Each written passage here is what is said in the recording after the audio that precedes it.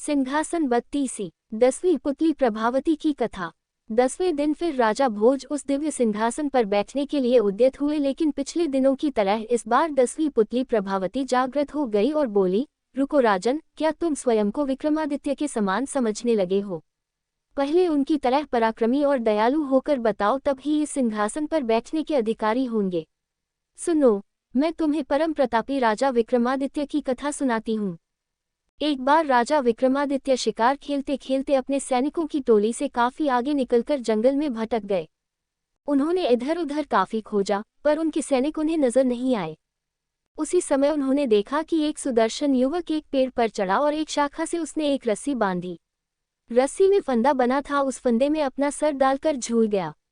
विक्रम समझ गए कि युवक आत्महत्या कर रहा है। उन्होंने युवक को नीचे से सहारा देकर फंदा उसके गले से निकाला तथा उसे समझाया कि आत्महत्या कायरता है और अपराध भी है। इस अपराध के लिए राजा होने के नाते वे उसे दंडित भी कर सकते हैं।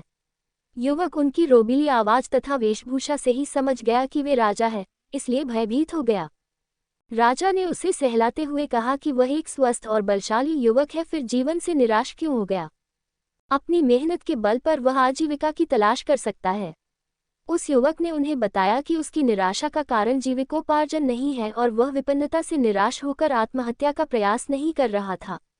राजा ने जानना चाहा कि कौन सी ऐसी विवशता है जो उसे आत्महत्या के लिए प्रेरित कर रही है।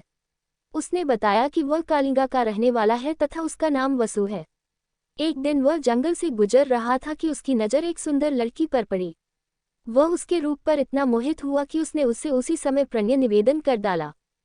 उसके प्रस्ताव पर लड़की हंस पड़ी और उसने उसे बताया कि वह किसी से प्रेम नहीं कर सकती, क्योंकि उसके भाग्य में प्रेम करना नहीं लिखा है। दरअसल वह एक राजकुमारी है जिसका जन्म ऐसे नक्षत्र में हुआ कि उसका पिता ही उसे कभी नहीं देख सकता। अगर उसके पिता ने उसे देखा तो तत्क्षण उसकी मृत्यु हो जाएगी। इसलिए उसके जन्म लेते ही उसके पिता ने नगर से दूर एक सन्यासी की कुटिया में भेज दिया और उसका पालन पोषण उसी कुटिया में हुआ। उसका विवाह भी उसी युवक से संभव है जो असंभव को संभव करके दिखा दे। उस युवक को जिसे मुझसे शादी करनी है, खौलते तेल की कड़ाह में कूदकर जिंदा निकलकर दिखाना होगा। उसकी बात सुनकर वसु उस कुटिया में गया जहां उसके निवास था। वहां जाने पर उसने कई अस्थि पंजर देखे जो उस राजकुमारी से विवाह के प्रयास में खौलते कड़ाह के तेल में कूदकर अपनी जानों से हाथ धो बैठे थे। वसु की हिम्मत जवाब दे गई। वह निराश होकर वहां से लौट गया। उसने उसे भुलाने की लाख कोशिश की, पर उसका रूप सोते जागते उठते बैठते हर समय आंखों के सामने आ जाता है। उसकी नींद उड़ गई। उसे खाना पीना नहीं अच्छा लगता। अब प्राणांत कर लेने के सिवा उसके पास कोई चारा नहीं बचा। विक्रम ने उसे समझाना चाहा कि उस राजकुमारी को पाना सचमुच असंभव है, इसलिए वह उसे भूलकर किसी और को जीवन संगिनी बना ले, लेकिन युवक नहीं माना। उसने कहा कि विक्रम ने उसे व्यर्थ ही बचाया। उन्होंने उसे मर जाने दिया होता तो अच्छा होता। विक्रम ने उससे कहा कि आत्महत्या पाप है और यह पाप अपने सामने वह नहीं होता देख सकते। उन्होंने उसे वचन दिया कि वे राजकुमारी से उसका विवाह कराने का हर संभव प्रयास करेंगे। फिर उन्होंने मां काली द्वारा प्रदत्त दोनों बेतालों का स्मरण किया। दोनों बेताल पलक झपकते ही उपस्थित हुए तथा कुछ ही देर में उन दोनों को लेकर उस कुटिया में आए जहां राजकुमारी रहती थी। वह बस कहने को कुटिया थी। राजकुमारी की सारी सुविधाओं का ख्याल रखा गया था। नौकर चाकर थे। राजकुमारी का मन लगाने के लिए सखी सहेलियां थीं। तपस्वी से मिलकर विक्रमादित्य ने वसु के लिए राजकुमारी का हाथ मांगा। तपस्वी ने राजा विक्रमादित्य का परिचय पाकर कहा कि अपने प्राण वह राजा को सरलता से अर्पित कर सकता है, पर राजकुमारी का हाथ उसी युवक को देगा जो खौलते तेल से सकुशल निकल आए। बस यह शर्त पूरी होनी चाहिए।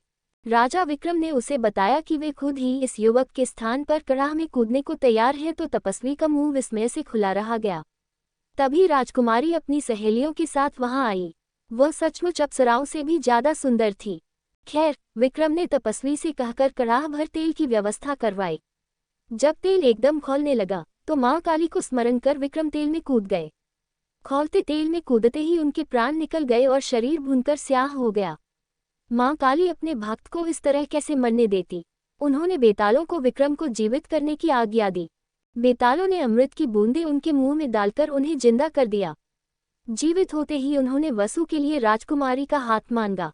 राजकुमारी के पिता को खबर भेज दी गई और दोनों का विवाह धूमधाम से संपन्न हुआ। इतना कहकर प्रभावती खामोश हो गई।